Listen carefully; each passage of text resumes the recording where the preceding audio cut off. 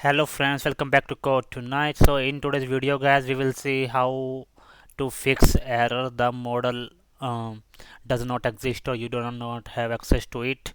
So this error is coming in the ChatGPT API. So sometimes when you try to use the completions API and you have to pass the model name here, then you can face this error.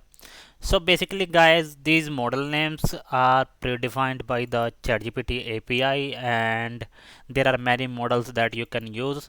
So for finding the correct model names, what you have to do is you have to search for ChatGPT API models. So the first link you will see and you can click on that, and once you will scroll down you will be able to see the model names here. So basically you have to use the correct model name, and like you can see here we have GPT-4 Turbo and we also have GPT 3.5 Turbo.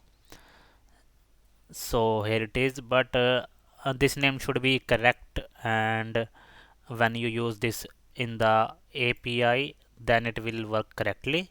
So basically the name that I just used for the tutorial was wrong to show the error, so you have to use the correct name if you are facing such error in ChatGPT API. So you can do that and let us know if you face any kind of issue. So thank you guys.